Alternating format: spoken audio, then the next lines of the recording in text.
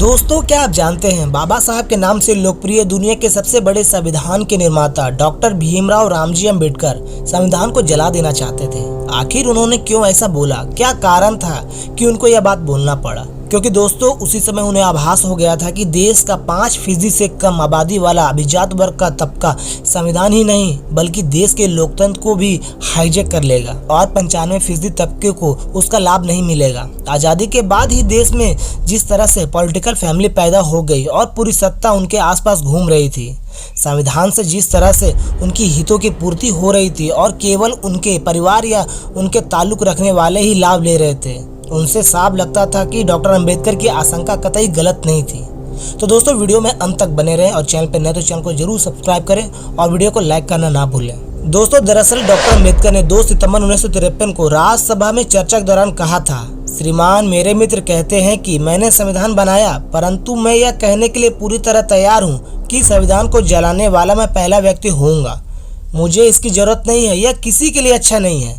2 साल बाद 19 मार्च 1955 को पंजाब से राज्यसभा सदस्य डॉक्टर अनूप सिंह ने सदन में चर्चा के दौरान डॉक्टर अंबेडकर को याद दिलाते हुए कहा था, पिछली बार आपने संविधान जलाने की बात कही थी। दोस्तों, अंबेडकर ने कहा, मेरे मित्र अनूप जी ने कहा कि मैंने यह कहा था कि संविधान को जलाना चाहता हूँ। पिछली बार मैं जल्दी में इसका कारण नहीं बता पाया था, अब मौका मिला है तो बताता हूँ। हमने भगवान के रहने के लिए संविधान रूपी मंदिर बनाया है, परंतु भगवान आकर उसमें रहते हैं, उससे पहले राक्षस आकर उसमें रहने लगा। ऐसे में मंदिर को तोड़ देने के अलावा और कोई चारा नहीं है। हमने इसे असुरों के लिए नहीं, देवताओं के लिए बनाया है।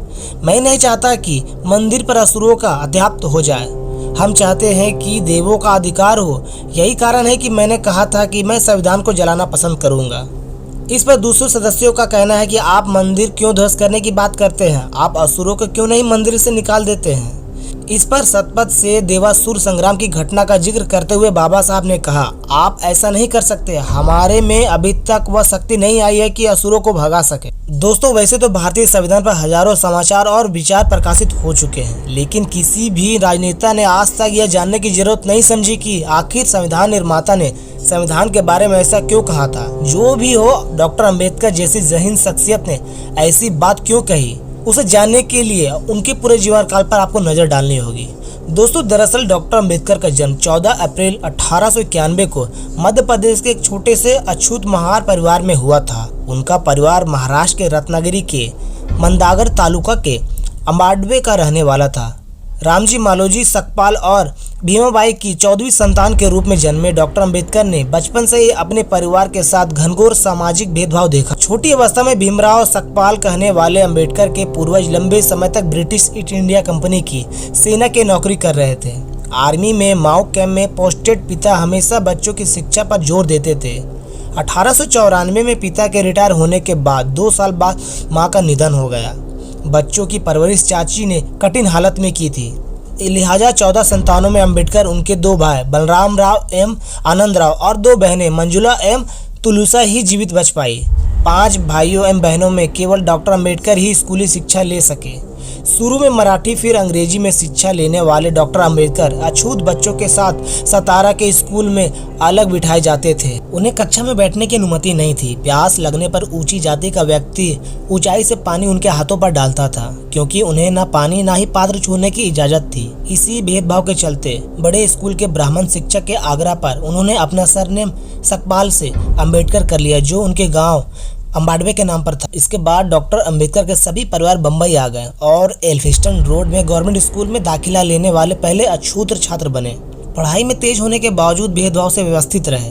1907 में मैट्रिक परीक्षा पास करने के बाद बम्बई विश्वविद्यालय में दाखिला लिया। विश्वविद्यालय में पहुंचने वाले पहले अछूत छात्र थे। उनकी इस सफलता से महार समाज में खुशी की लहर दौड़ गई और सार्वजनिक तौर पर उनका सम्मान किया गया। प्रतिभाशाली छात्र होने से उन्हें बड़ौदा के गायकवाड़ राजा सयाजी राव ने स्कॉलरशिप देने लगे। 1912 में राजनीतिक विज्ञान एवं अर्थशास्त्र की डिग्री हासिल की और बड़ौदा सरकार की नौकरी स्वीकार कर ली।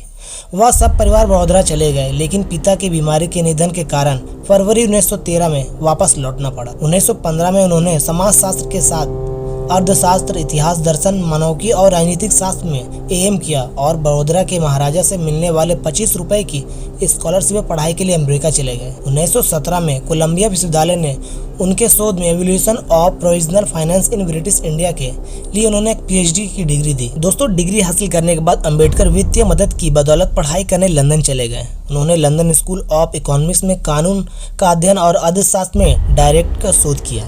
1920 में उन्हें बैरिस्टर की डिग्री मिल गई और 1922 से 23 में कुछ समय के लिए उन्होंने जर्मनी की यूनिवर्सिटी ऑफ बॉन में अर्थशास्त्र का अध्ययन किया। 1923 में लंदन स्कूल ऑफ इकोनॉमिक्स ने द प्रॉब्लम ऑफ रूपी पर डीएससी की डिग्री दी।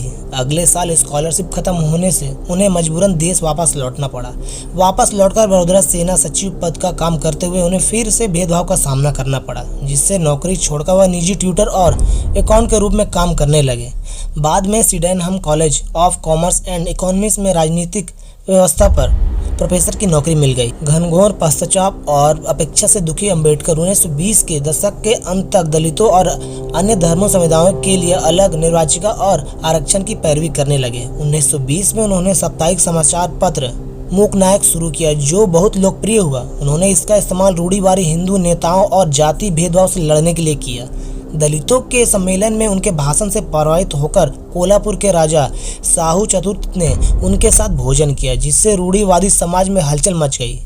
बहरहाल इस बीच अम्बेडकर वकालत में जम गए और विकृष्ट हितकर्मी सभा की स्थापना की, जिसका उद्देश्य दलितों के शिक्षा प्रसार का था। उनका सामाजिक आर्थिक उत्थान था। फिर 8 अगस्त 1930 को शोषित वर्ग सम्मेलन में डॉक्टर अम्बेडकर ने अपना राजनीतिक विभाजन दुनिया के सामने पेश किया, जिसके अनुसार शोषित वर्ग की सुरक्षा उसके सरकार और कांग्रेस दोनों से आज़ाद होने में है। उन्होंने कहा, हमें अपना रास्ता खुद बनाना होगा, क्योंकि मौजूदा लीडरशिप शोषित की समस्या हल नहीं कर सकती। उसका उद्धार समाज में उसका उचित स्थान पाने में है। उनको अपने रहने सहने का तरीका बदलना होगा और शिक्षित होना पड़ेगा। इससे रूढ़वादी हिंदुओं और कांग्रेस में उनकी इमेज खलनायक बन गई थी। अछूत समाज में बढ़ती लोकप्रियता एवं जन समर्थन के चलते उन्हें 1931 में लंदन में दूसरे गोलमेज सम्मेलन में भाग लेने के लिए बुलाया गया। उन्होंने तीनों गोलमेज सम्मेलन में अछूतों के मुद्दे को प्रमुखता से उठाया। अंग्रेज को चेतावनी देते हुए कहा था कि देश की कुल आबादी का 20% अछूत है, परंतु 150 साल के शोषण में अंग्रेज ने भी दलितों के लिए कुछ नहीं किया। यहाँ उनकी अछूतों को अलग निर्वाचिका देने के मुद्दे पर तीखी बहस हुई। धर्म और जाति के आधार पर पृथक निर्वाचिका देने प्रबल विरोधी महात्मा गांधी ने आशंका जताई, यह हिंदू समाज की भावी पीढ़ी को हमेशा के लिए विभाजित कर देगी। इससे पूरे देश में खलबली मच गई, क्योंकि मोहम्मद अली जिन्ना पहले ही मुसलमानों को लेकर अलग रास्ता अख्तियार कर चुका था। उसके बाद 1932 में जब ब्रिटिश ने अम्बेडकर से सहमति जताते हुए अछूतों के लिए अलग निर्वाचिका की घोषित कर दी, तब महात्मा गांधी ने इसके विरोध में पुणे की यरवदा जेल में आमरण अनशन शुरू कर दिया, जिसे उच्च वर्ग के हिंदुओं का भारी समर्थन मिला। गांधी ने रूढ़वादी हिंदू समाज से सामाजिक भेदभाव खत्म करने की अपील की।